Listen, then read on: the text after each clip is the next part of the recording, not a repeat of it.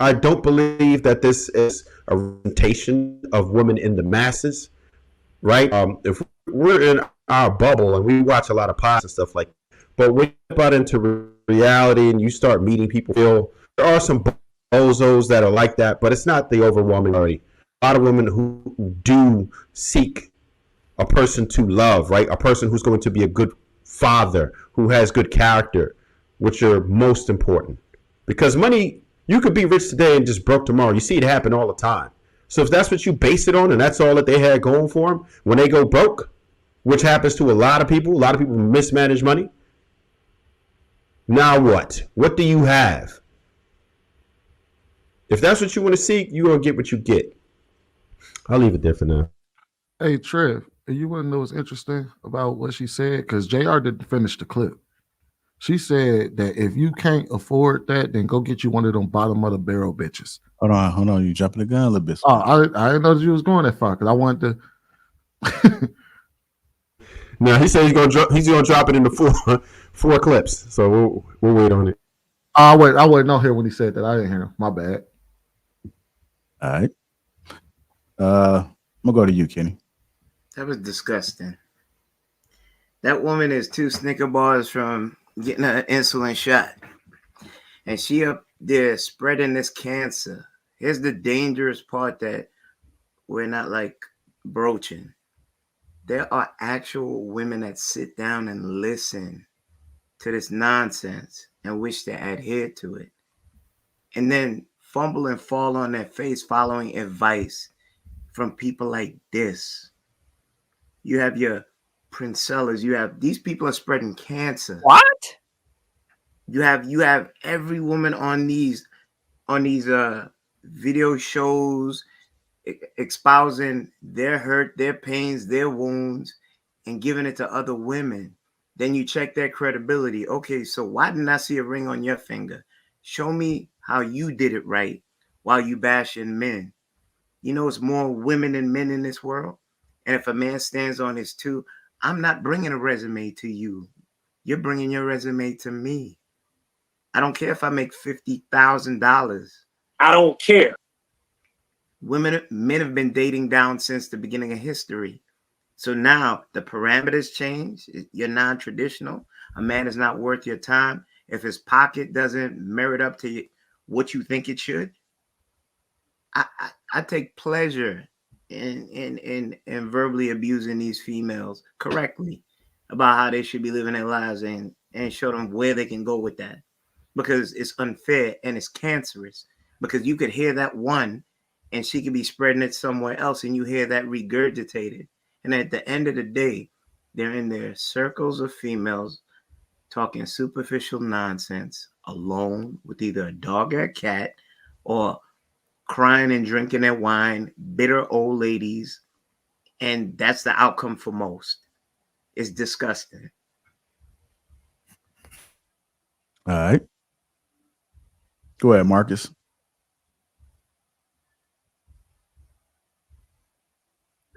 I just like to say on behalf of the men who think like me, thank you all for putting your standards and expectations out here. You make it that much easier to pre-sort and vet. So I think they should keep doing it. Keep yelling it from a rooftop so we can see exactly who believes this, who's gonna break your family up, who's gonna hold you to some unrealistic standards.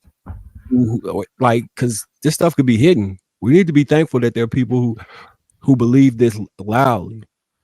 It just sorts them for us, so you don't have to get down the road and realize that she was only in this relationship for money. She was only trying to do XYZ. I dated in high school. I dated in college. I dated after college. I dated with money. I dated without money. I don't think it really matters as far as the amount you make, because most times when you get somebody, if you're gonna build something, you're gonna build it. And if you're just waiting at the finish line for a man, I mean, I don't know how well that's gonna work for you. But congratulations, ladies. Just keep going. Keep going. And I agree with Trev. I think it's an isolated bubble. But for those people in the bubble, please be louder. Please be louder. You'll save some men some time. All right. Go ahead, Luis. Man, let me tell you, These women are marching these women straight to hell. Straight to hell. Look, I think one of the biggest component that a lot of people, well, a lot of women, I should better say, kind of miss is that there is always room for that growth, right?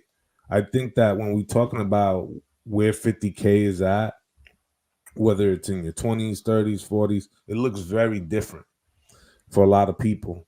But, you know, people get so fixated about the 50K that a lot of people forget about the management money aspect, the investment aspect, the allocation aspect of, you know what I'm saying, or what you do with that money, right? Because like the guy could be making 150,000, and if he mismanages it, now what? And most women act just because the dude makes over a certain amount that they're gonna spend all that money on them, and that couldn't even be further from the truth. You know, I think far too often, you know, we've sensationalized this idea that, you know what I'm saying, that if you're a man who makes 50K or less, that, you know what I'm saying, that you are less than. And I think that's a very dangerous rhetoric for women who have a microphone and a platform to do so, because what happens is that there is a subsection of men in this country who work very hard, you know what I'm saying, regardless of the benchmark in which they have reached, whether it's 50K or beyond that, right? It tells them that you don't qualify for a good woman. You don't qualify for a long-term life partner or a wife because you don't meet this threshold right here, right? Nobody said that the person's homeless. Nobody says that the person is irresponsible. We're talking about pure economics, you know what I'm saying, where they are financially. But it doesn't talk about all the things that they've garnered prior to that. They may make 50K, but you'll be surprised how much they probably have in investments and all these other things, right? We don't look at the full picture. And sort of what is happening is you have a generation of older women who are trying to train, you know, younger women to think in a certain type of light, which are steering them in the wrong direction, and they're failing and they're crashing out. And you could see it. You could see it in the attitudes. You could even see it in the perspectives in which they give. It has no reference point. At times, I even ask, what did your father make? Did your father make 50K? Did he make more than that? Where was his benchmark? Right? I just find it that, you know, when certain people talk about, you know, the erosion of relationships today within this sort of modern scene, you know what I'm saying, is focused more around the money aspect, right? And very little to do with all the intangible values that keep a relationship together, you know what I'm saying? Because money is going to always come and go. But, you know what I'm saying, those things that hold that unionship or that relationship together is what really sets you apart from most people out here who are just riding the carousel. I